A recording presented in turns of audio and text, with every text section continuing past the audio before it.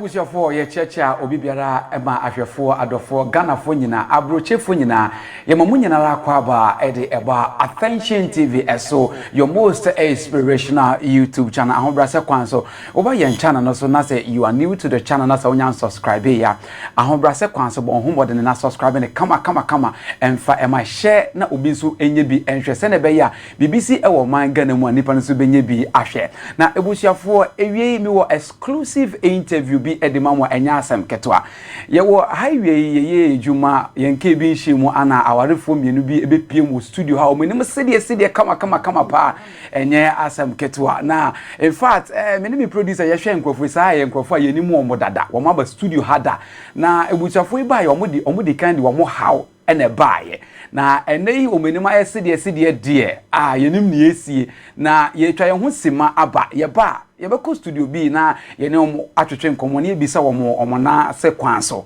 yes yanko yemra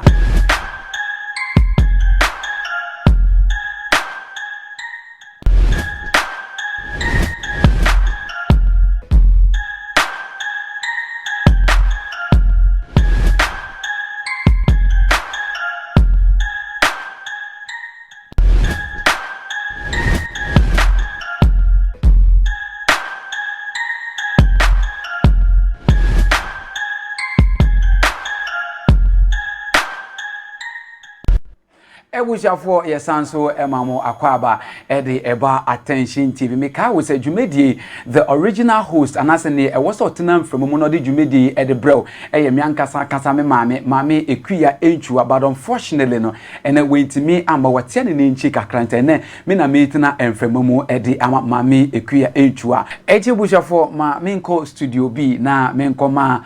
mabedwafo akwaba anaseme menko ma awarefo no akwaba eja akwaba Yeja. Na bibi aboko de. I believe say Nyankopon adum pomu ye pa. Metaro hoda akoko. That's right. The Nyankopon ase. Mame, akwa abanso. Na bibi aboko de. De Nyankopon ase. Na mpacho, ubepo within the same. Ofrem ya wo bin aka Onawan. AKA Onawan. AKA Onawan. Thank you, sir. Na mame mpacho within the same. Bajo me de abna jiruwa. Odi abna ejewa. Okay, mama ndi kan ni ahwefo enkasa. I'm say enkrofui awarefui enkrofobia. I think say couple of months ago ana womode womo how ebetu odifo Eric Akwesi entry enim na I think say no more 1 or 2 health challenges be title ni oba no. It womode womasem eto odifo Eric Akwesi entry enim eno na odifo Eric Akwesi entry na me say oka ebi wo manase oka ahwefo ene adofo etie ne ntino pape ebo no homoden use the TikTok page e de kasa de womo nkrofo womo how eno ana adofo ne ebusuafo eboaye in fact adofo ne abrochefo titiri pa womo boaye papa ama enei result aba na before then yanko ne nkohwe interviewer ye papa odifo Eric Akwesi entry ene ebusuafo ne eyeye ebra womo di kan ede womo how eba ha na anapei manya guest na minyai na alo me di video bi beto abonten ama me kasafa krobi e friend afutum awo ye eshaman kesi Eastern region area elko across the forest ni mu na sa kroi ehye na me di abrantie bi ne yere beto abonten e ma me kire se wanya se henia abaye na fru kase ema baabi o mo hye no kan ko ho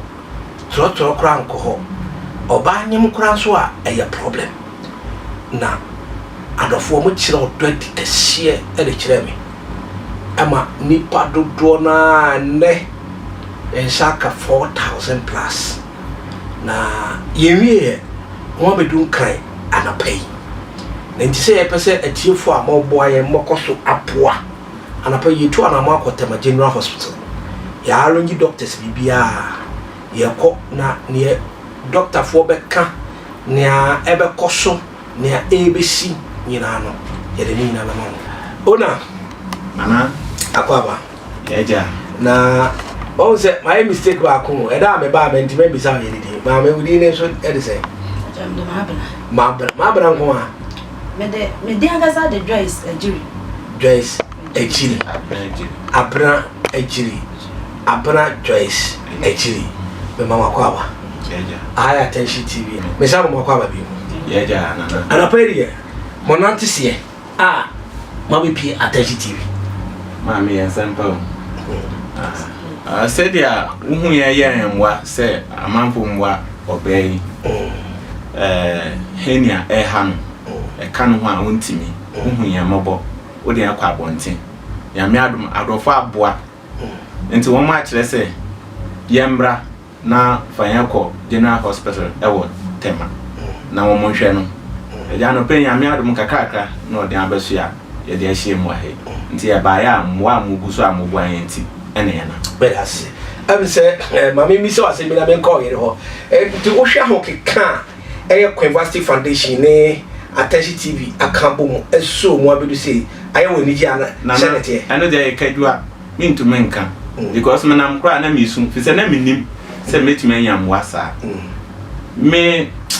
mintu menka ni na ani ji ahye wa koma mu ma pa aya na ni je no kwanti na me pese misu kra na won kai se bi kai so obetime free mo so me ndan dwen ho sa kra enso na nyankopon ahye ne ho ni nya eda ye ba akra na se no o ka se bi na me bayina na me dwene ho me bisa o se aya woni ji na den na ma wo were ho e na o se wade soa e ba ko pe ene sa de soa no adofo bi ene aboafo bi e hwe wo afiri wuti so na mu wani ji share na feeling sitie me mom de na me ne nje if say how na me wo mu nti so say ade and sisi a me tie de say me ka say me ne nje ya na me boa say we ye ko hospital ye ko no de me ni age me say me ne je so de be wi pe take yeah but enyo no nkwa na ni age o so mu bisa no nkwa da be me ya bisa me nso me ni age say me ni ani da so enye de kokko a ono say ka no humo ntumi nda me so ntumi nda. Thank you. Ye na ntumi nda ti nyame adom na na mo so na se adofo eboan a me so mani age e mani so nyame be hira mo obi a waboan yen oguso a waboan yen odwen yen ho nyame hira no ye da wase bebre won koso na nyame be hira woni wasefo ina. Okay, ene eja empacho ebre pen ana odifo ehia mo a in fact ehimfampo no ni muhia ya ene oyede no hunu se oyere ewo saa hawi a enam so ma otu hu anamo Minia medase emra bi se bi so obai krampo no ha mi ankasa na obi kan na mi hia ankasa na mi eja odi nkan no mi cha no ba bia owo. Okay, na afi nso medana ase ya mi hira. Okay, na mo tene de yankopon se bibia ye nyame na kwan. Okay, medum yi okwafo. Okay, enti me wo ho na ma me bi do tumayim se papa bi epe banchi nwia mo ye me yedi sha papa ni. Okay, enti banchi nwia nu na papa no ba betu yen wo me kra se ba bia me ye adwuma. Okay, enti mu no a yeguso a yedidi nkomo na e na oba yi nso oba be pf mu ho enti obisa me ma me yemma mienu na ete. Okay, enti yeguso a yedu nkomo na oba pani opie ho na obisa na how o chere oni how. Okay, ni yefuni na ni yefuni de etene se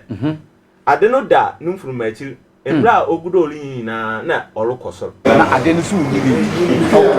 Okay, o fa yefuna ano de ye na da no me back o ka no ho a sa ni ye ka sa ye ide akwana ba de no do bibi mo ye da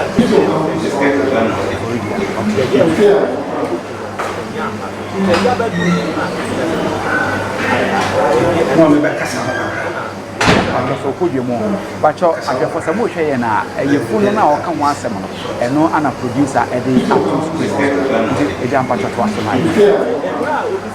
obai na obo na ahode ne ye kire se si ahode no asa ahode ne sika femu no. Okay, ahode na eni ho biem. Okay, enti anke ye pressure ye benya bi na eja ye so oben moa. Okay, na ye ka asa agro bi na odi na eja odi ye kom framem ampara e wo October e be ko November afi etwem ye. afi etwem. Okay, eja ye na amafo sha se wo mo boa ye wo mo boa. Wow, me yesa kan kakra. Wow, enti me kai ni yie pa tanyo na eja de mo amo number na so no ane number no de tu dwe ye number me number Oma wakonya ma wodo number 2 dwa. Wow. Ewo ni page no so. Ni page no so. Okay. Enti ehwo ena mboa no fi ba enti me na sika no eba me eba wa wo ho. Oh, okay. Okay. And mre ba na sana kakra ba ye no. I think 10th November no dey call Tema General Hospital. Tema General Producer Mpacho fa so Tema ebra ye call Tema General Hospital say asem okay very good Tema General Hospital say wo hwa Tema General Hospital eho eni in fact Mpacho to aso. Enti eho no wo kotwa no omu kotwa no S3 okay. Eduko hu say okay. Dey ete. Okay. Eho no mo man one more transfer ye call Accra rate. Okay. Nti eho no ye di akonaba ne hu efa no